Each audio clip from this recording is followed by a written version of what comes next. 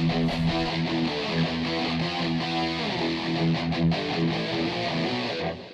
guys, Roman and Reaper here. So I'm just outside the cinema. It's a rainy day, so prime cinema going weather. And well, here with another quick little cinema trip video. I'm about to head in and see A Haunting in Venice, the latest Hercule Poirot film from Kenneth Branagh.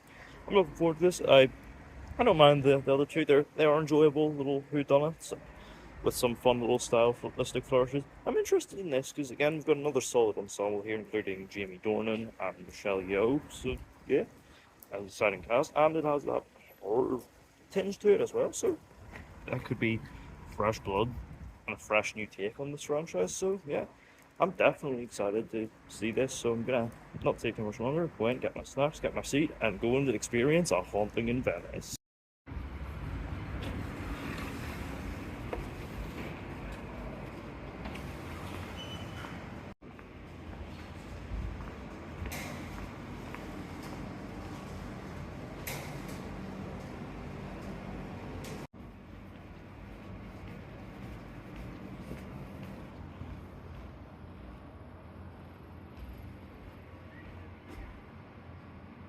Okay, so I've got my popcorn here and a red frozen fountain, ready to see how they spook Hercule Poirot.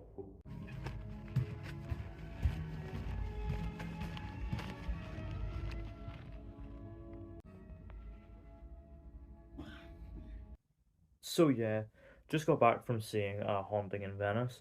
I was very much looking forward to this one because recently I watched the first two Hercule Poirot films directed by Kenneth Branagh, obviously in prep for this one, and yeah, I very much enjoyed them. They are very enjoyable little whodunits. They've got plenty of style, plenty of humor, got great ensemble cast to spare, and they're just all around very compelling little mysteries.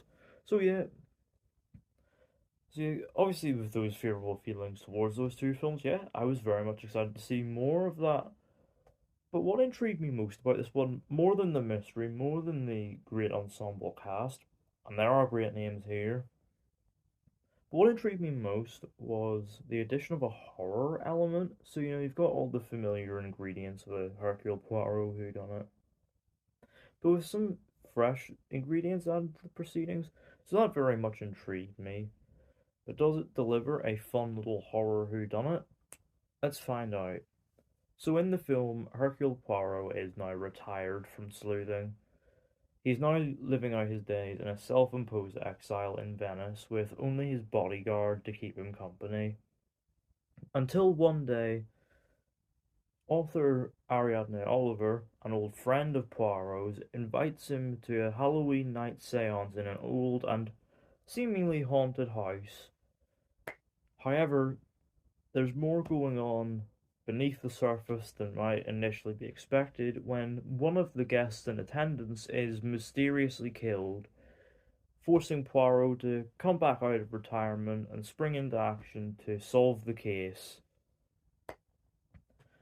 So, look, you pretty much know what to expect from one of these at this point, and I don't think any of us are in any doubt as to how this one will play out. But in all honesty, the ride is just so much fun that you just can't help but go along with it. Just a very enjoyable, spooky little whodunit. Obviously, for one, the mystery is very, very compelling. Each character, as is the whodunit tradition, each character has their own little mysterious connections to past events that led to the killing, and it's just very satisfying seeing these connections rise to the forefront over the course of the film. Like, look, I'm a simple man. Give me a fun, well-crafted whodunit, and yeah, I'll be there. And obviously, it's got some twists and turns as well. Some of it you'll probably see coming, but honestly, it's just so much fun that you'll just go along for the ride and have a good time. And it helps as well that we have a very good ensemble cast to sell the proceedings. Obviously we've got a some great names here, including Tina Fey, Jamie Dornan, Jude Hill, Camille Cotton, Kyle Allen, Kelly Riley, and Michelle Yeoh, and they're all great here in their own little ways. Everyone gives a good performance, and they're all a bunch of characters that you're invested in, and and you want to see the truth come out and see the characters you like, be innocent. And obviously, this ensemble would not be complete without a great detective at the forefront. And once again, Kenneth Branagh rises to the occasion. Like at this point, he's got the Poirot gentleman sleuth thing like down to a T, and it's another note perfect performance. And yeah, the accent work is very fun as always, as well as the mustache. But what I liked about Poirot in this film is you see some little cracks in the genius gentleman sleuth armor, as we actually see hints of genuine struggle in him as these ghostly elements actually genuinely begin to stump him. It's a very compelling turn and very compelling direction to take the character in, and Kenneth Branagh sells it very well. And it helps as well. His directing is on point once again, as always. Obviously, he gets great performances out of his actors. He gets like little moments of humor in there as well. There's a very funny bit involving a talking bird. He also gets the trademark stylistic flourishes with black and white scenes, in flashback, and obviously some trademark Kenneth Branagh Dutch tilts as well. Jesus, I never thought those things would see a return after Thor, but here we are. And more importantly, he does a very good job of selling the horror elements, and it's these elements that actually make the film that bit more fun to watch and really makes the mystery all the more compelling to to see unfold, because obviously through the cinematography and some real fun little practical effects, it creates a really great sense of unease. It's a very atmospheric film. Like, don't go into this expecting full blown horror, but go into this expecting a whodunit with that element of an atmospheric horror film, and you'll have a great time. The horror elements here work wonders. It's obviously not outright scary, but it does a very good job of building up a sense of unease. You've got the close quarters, claustrophobic cinematography. You've got some like fun practical effects, and Jesus, the sound design here is really good. Traveling all across the cinema, making you look round, thinking there's something there, but there's not. It's it's a very fun little whodunit, and that spooky edge adds a ton of fun to the proceedings. And what's very interesting about this one in relation to the other two films is that this is the shortest to date, and this actually works wonders here because it means that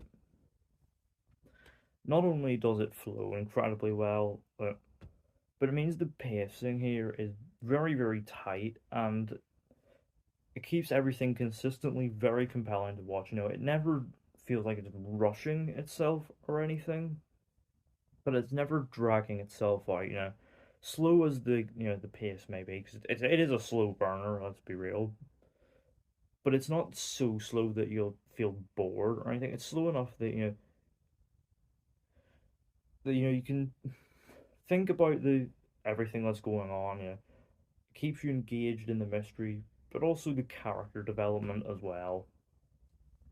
It runs at a tight hour 42 minutes, so very much the sweet spot for this kind of horror film, and yeah, it works very, very well.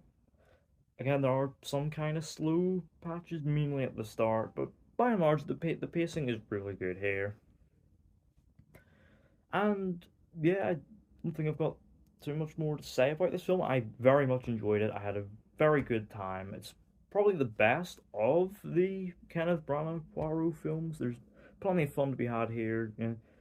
Plenty of things going bump in the night. Plenty of spooks and shivers. And just a very compelling mystery with a great cast, and a stylish, well directed setting, and Also, I gotta say, the decision to shoot like actually on location in Venice works wonders here, as opposed to the very obvious green screens of the previous two films. It's a nice change for the series, and it does add a sense of tangibility to the proceedings, as well as some great looking like old gothic looking properties. This is just a very fun little whodunit. I do recommend you go see this at the cinema, even if just to experience those horror elements on the big screen. And yeah, I'm going to give A Haunting in Venice a 7.5 out of 10. So yeah, let me know down in the comments, have you seen A Haunting in Venice? What did you think of it? What's your favourite of the Kenneth Branagh Hercule Poirot films? And what other Agatha Christie stories would you like to see Kenneth Branagh adapt? Let me know all of that down in the comments. Don't forget the thumbs up button if you enjoyed. Don't forget the subscribe button if you're new. And don't forget to turn on post notifications so you don't miss an upload.